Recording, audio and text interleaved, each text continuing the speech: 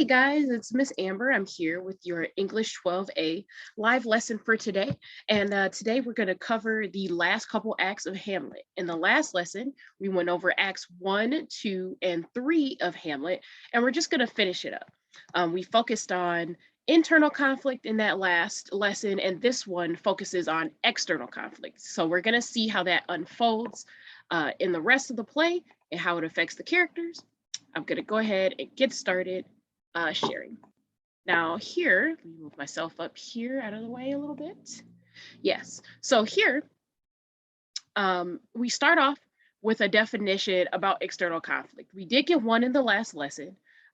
External conflict is a conflict or problem or altercation between two outside forces.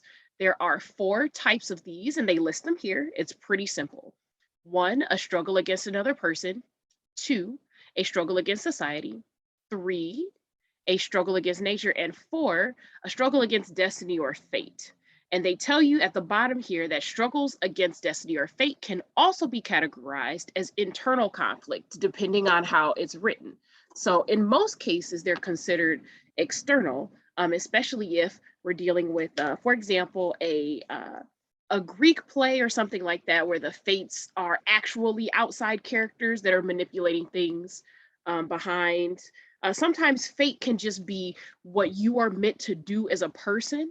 And sometimes that's why it can be considered internal. So if you're struggling against yourself to do something that maybe you were made to do or taught to do, that can be internal.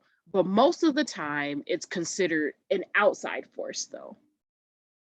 Now, what I'm going to do, give me just one moment, is basically just go over this last paragraph. That's pretty much most of what there is here. It says, identifying external conflict in Hamlet is pretty straightforward. Obvious conflicts arise between Hamlet and just about every main character in the play. So basically, he comes up against almost every character in this play and he wants to fight them, you know? He argues with a lot of them about what he's going to do. He basically asks people for their opinions and sort of goes back and forth with them. He tries to find out information and stuff. It says here, in a sense, he also struggles against nature.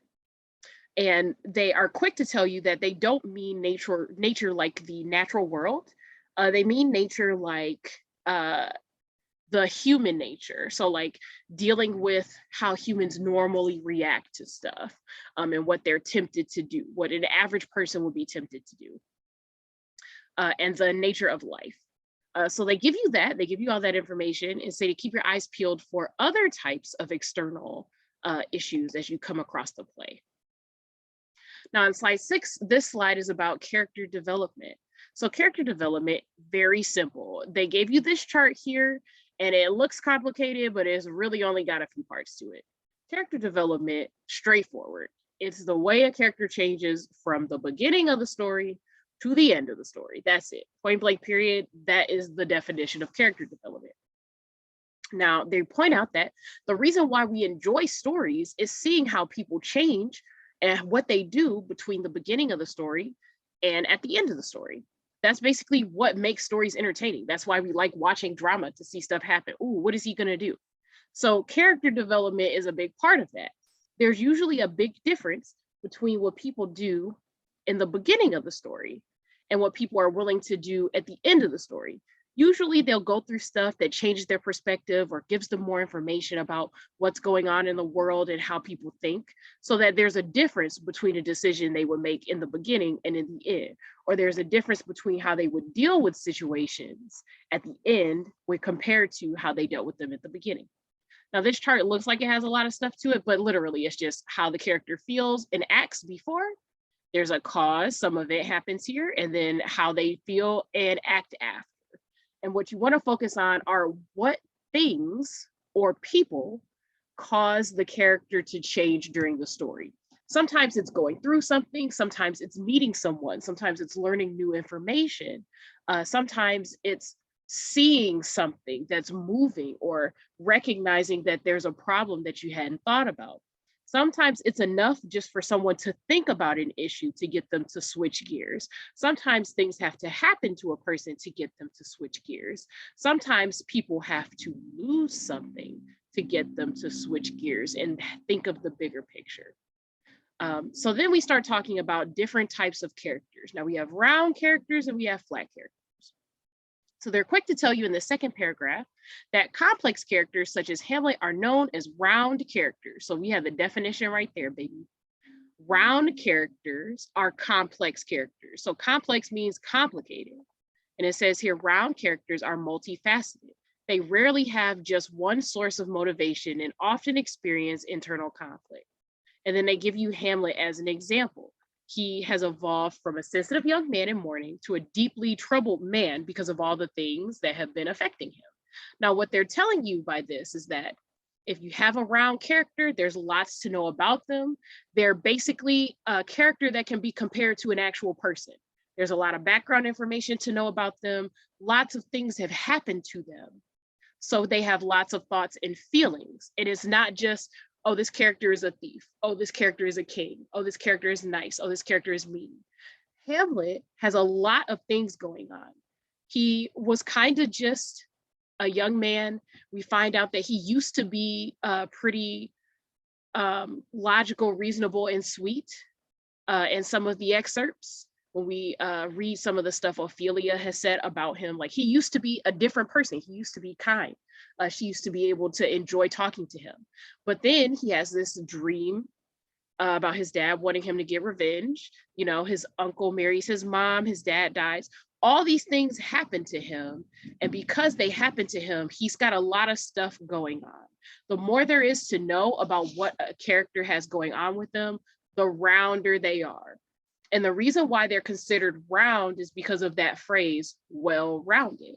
So when you're dealing with a normal person, you can think about all the things that have happened to them their whole lives, from birth to childhood, you know, toddlership and all of that, going to school. All of those things are in the background of a human being and what causes them to do, think, and say things, right? So they have a whole lot of experiences that help form them into the people that they are today. So the more that information that a character has behind them, the more well-rounded and like a real person they seem. So then at the bottom, they talk about simple characters. So it says here, not all characters are complex or round. Relatively uncomplicated characters are called flat characters. So rounded characters have lots of traits and there's lots of information to know about them. Flat characters are uncomplicated. They are simple. There's not a lot to know about them. They usually don't change throughout a story. They come in, they do what they do, and then they're out. Not a lot happens with them. Let's see, slide 7. So slide 7 goes on about how conflict plays a role in a story. So conflict motivates or influences characters into action. So conflict is important because when you have a problem to solve, you have decisions to make. There are things to do. So conflict plays a big role in stories because without problems, there's nothing for the character to do most of the time. And through dealing with different small problems that happen to a character on their way to solving big problems, maybe, you get to see how they react to stuff. You get to see how they handle situations, emotions, and stuff like that. So you get to learn about what kind of person the character is through how they react to things. Just like with people in real life, you have to observe through the story. So then they use Hamlet as an example here. Hamlet's reactions tell us a lot about his character. And by the end of the play, you have a better idea of his personality and motivations. Because during this play, you get to know about his thoughts, his feelings, what's motivating the way that he responds to people. Now, he reacts to most of the conflicts that he's in, arguments, discussions, all of that stuff, being confronted by either kind of going crazy, and potentially it's possible that he might be pretending to go crazy. And then they give you some information at the bottom that Shakespeare didn't add any notes to his play about how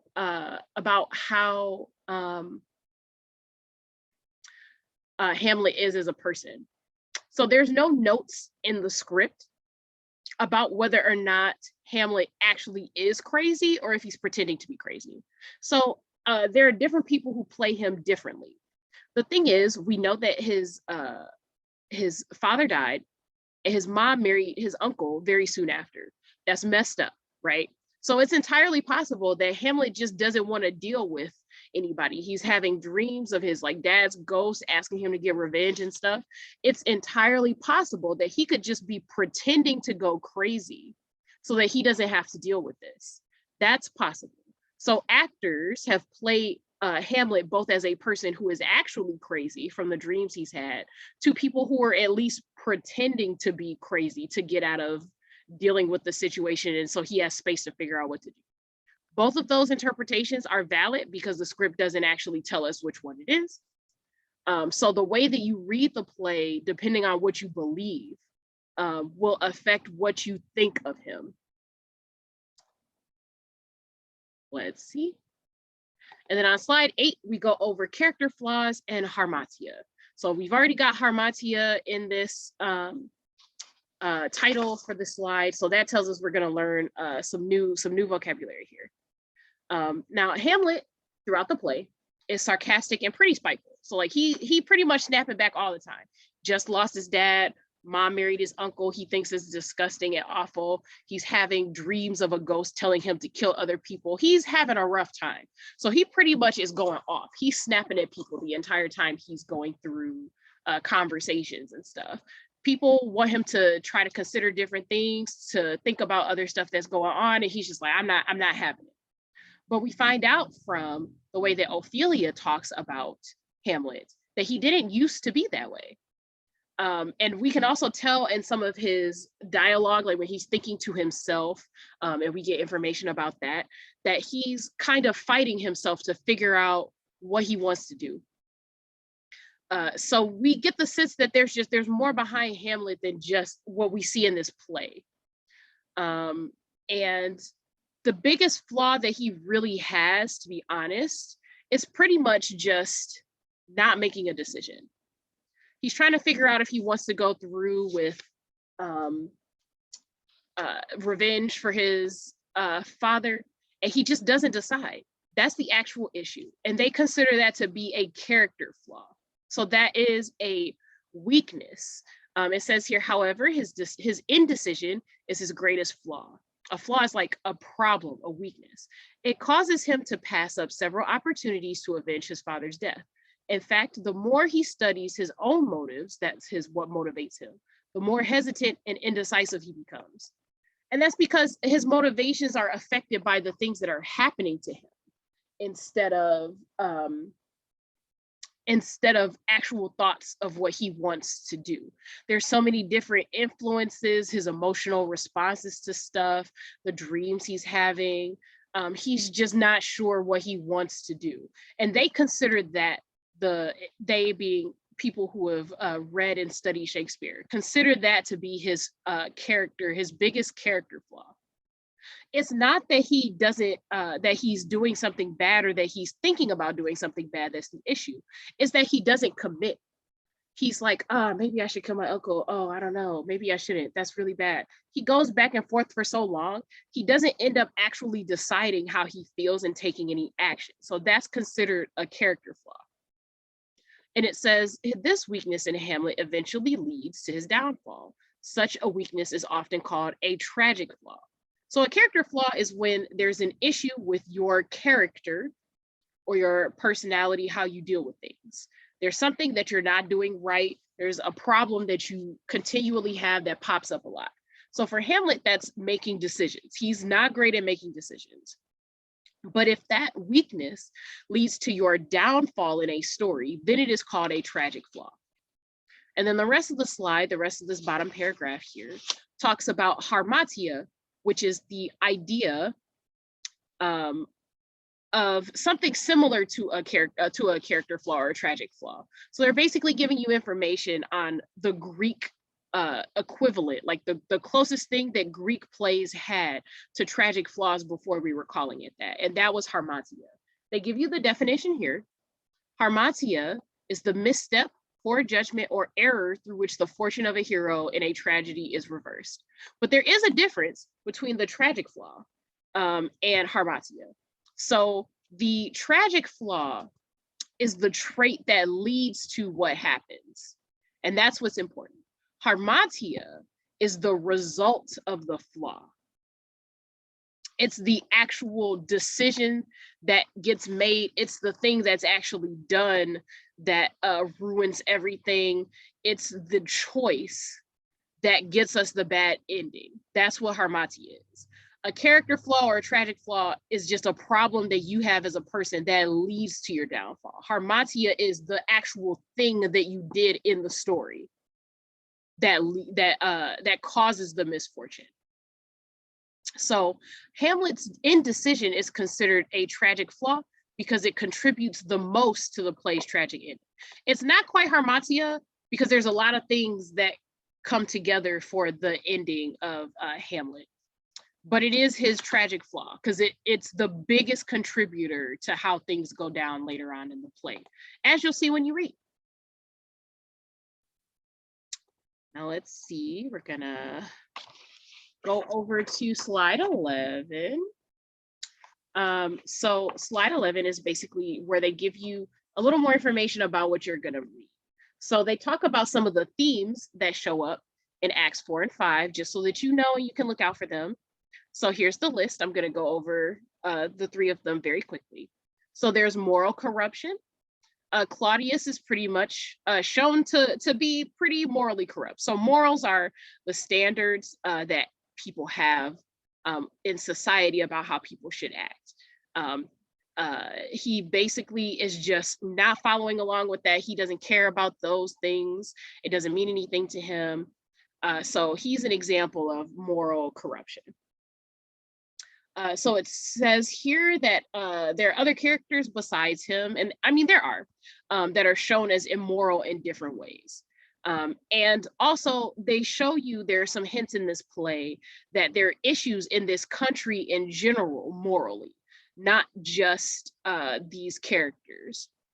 So some of it is, you know, if the royalty's not doing well, then the country's probably not doing well either. So there's that. But also they tell you that there is something rotten in the state of Denmark. So there, basically, Shakespeare is talking about how Denmark is suffering. And there's the connection between the king being morally corrupt and the people also being morally corrupt. The second theme here is mortality and the mystery of death. We're confronted with death from the very beginning of the play when we find out that his dad is dead.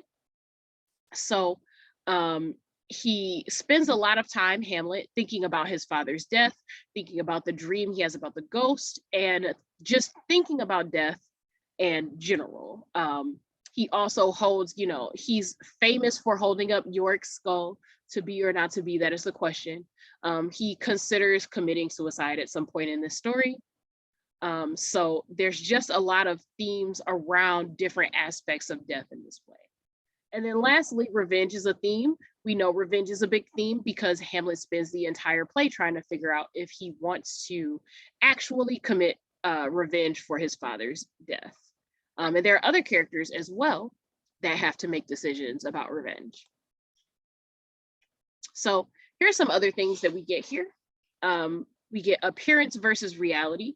So obviously the biggest hint at this is the very beginning when he sees his father's ghost in the dream. So we don't know if that's real. We don't know if it's actually just literally a dream or if he's actually being haunted. And Hamlet is trying to figure that exact same thing out. But even on top of that, a lot of the characters in Hamlet, they've got their own plans that they're trying to execute that they have going on. They're trying to figure out secrets. They're trying to spy on each other, hold their own secrets close to their chest so people don't find out what's going on. They have plans. There's a lot of lying and deceit and people pretending to feel certain ways. And all of this is happening around Hamlet while he's trying to figure out what he's going to do about his father's death. The next one is the complexity of action. So complexity just means like how complicated something is. So they talk about basically how difficult it is figuring out the right thing to do. Anybody can just sort of lash out and do whatever, but it's important to take a moment to think about if what you're doing is the right thing so that you know that you stand behind what you're doing when you do it. Hamlet's issue is he never really comes to a conclusion about this. He has a hard time figuring out what the right thing is, or even just deciding, well, this is what I think is the right thing at this time. So I'm going to do this based on what I currently know. He's really bad at that. And because of all of the factors that are taking place around him, everyone keeping secrets, not knowing his parents, his mom's at least motivation, not knowing exactly what happened to his father, and trying to figure out if a ghost telling him something in a dream is actual evidence of what's going on. Like, he's trying to put the pieces together so that he can make a choice that makes sense. But since there's so much he doesn't know, and there's a lot about going on around him, it's very difficult for him to make that decision. Other people in this play, unlike Hamlet, just make decisions. They're the people that don't think at all. So you get to see both. And it's just, when you're surrounded by people that are just making decisions on a whim, you got to decide which side of the line you're on. And Hamlet just hasn't been able to do that. And then the last theme that we have listed here is the impossibility of certainty. And that's important just because you can't always know everything about everything. But sometimes you have to make a decision anyway and just sort of stand behind the decision that you are making. So this is related to the complexity of action. Hamlet is going to have a hard time knowing for sure that he's done the right thing in any case, because there's a lot happening around him that he doesn't know anything about. But because he's lacking so much information, he's just like, how do I make a decision if I don't know anything for sure?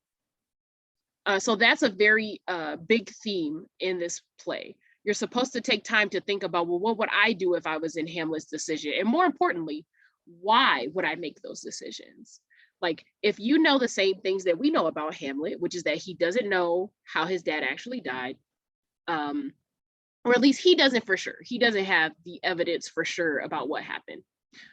He doesn't really know his mother's reasoning behind marrying his uncle, if there's some reason for it other than it just, being weird, or a power struggle or something like that. Because he doesn't know anything for sure, if you were in his shoes, you would also not know anything for sure. So the question is, do you make a decision anyway when you're not sure? And what makes you feel like you'll be able to stand behind your decisions? What if you make a decision, say he decided to kill his uncle, and things were not what they seemed at all? What if his uncle, wasn't actually doing anything bad? Then what would he do? He's thinking about these things, and that's part of the reason why he has such a hard time making a decision. Okay, and then on this next slide here, we have motifs. So they explain what a motif is. A motif is an idea that's repeated throughout a play. So if you see an image, a picture, a type of description, something that fits in a category, and that category shows up a whole lot in a play, that is a motif because it's showing up more than once. A theme is a big idea that people can relate to.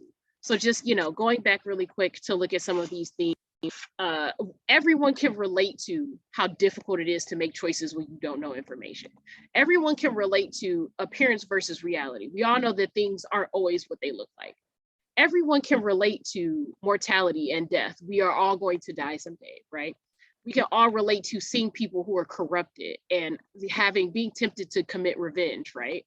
But motifs are smaller ideas. They are not like big things that everyone can relate to. They are usually pictures, imagery, or just like short points or behaviors that show up over and over and over again.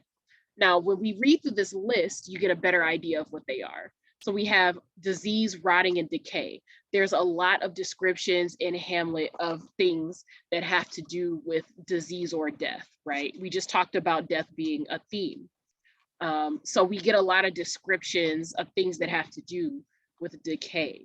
And usually in plays, at least in this one, the disease and decay is supposed to represent the corruption that everybody is displaying. And then we have weeds and flowers. So there's lots of references to weeds and flowers in this play. and they symbolize purity and impurity. So weeds are impurity because, you know, weeds are what we don't want, and flowers are purity because we consider them, you know, like beautiful. So some of the lines, they give you an example. Hamlet says in Act 1, "'Tis an unweeded garden that grows to seed." And Ophelia presents weeds to the courtiers after her father's death, but names various flowers as she does so. So these are basically pictures and imageries. In a play, these would be props that show up over and over again, and they're supposed to represent different ideas that show up over and over again in this play. There's also ears and hearing.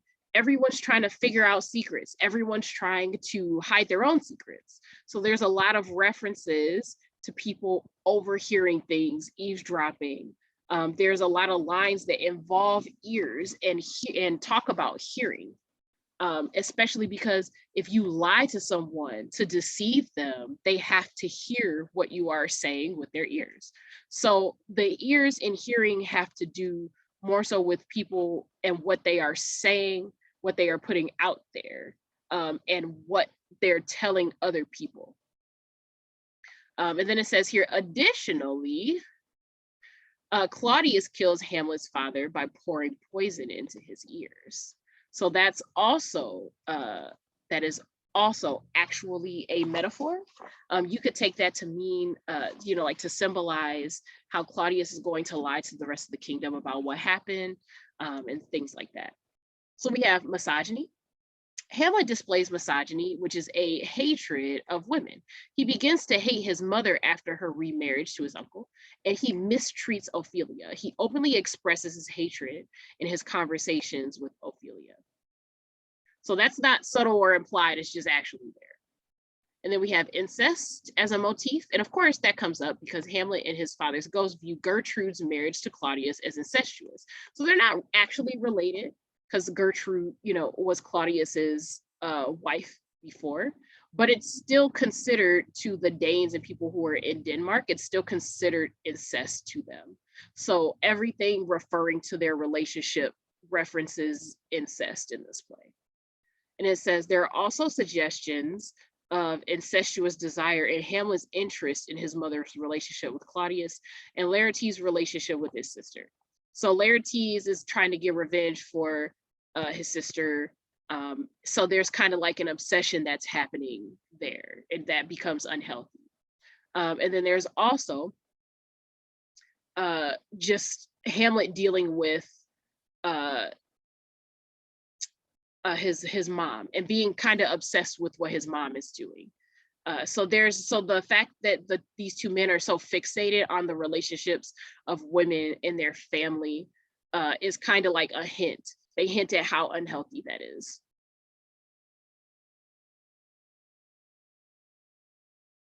Okay. Skipping over some of these questions. By the way, if you are having any issues with answering these questions, please schedule a session with a tutor. It's been a little while since I've given you guys a reminder of that, but it's not just the excerpts that you guys can ask for help with. You can ask for help with the writing assignments as well. So here on this slide, slide 19, this is a video about plot diagrams. So basically it's going to go over, so, you know, a plot is the events that happen in a story. First this happens, then this happens, then this happens, then we get to the end of the story kind of thing. So a plot diagram basically gives you the outline of the important and major events in a plot. So this video is just going to tell you a little bit about plot diagrams so that you can answer questions about what the plot diagram would be for Hamlet while you are reading the play. So make sure that you pay attention to this video and take some notes on how to do a plot diagram so that you can answer those questions. If you watch this video and you're still unsure how to do a plot diagram, please schedule a tutoring session. Yep, this is the activity about diagramming Hamlet. And actually that's it. So what I will say is that the plot diagrams are not difficult. I'm not going to go over the entire video while we are here, but I will scroll down and just let you know that this is generally what a plot diagram looks like. This should be familiar to you, especially if you've been in our other English classes. This is always the shape of a plot diagram, and we've used this in other classes. If you're a new student and you haven't been with us before, this is what a plot diagram looks like. I'm gonna go over what these mean, just in case anybody doesn't know.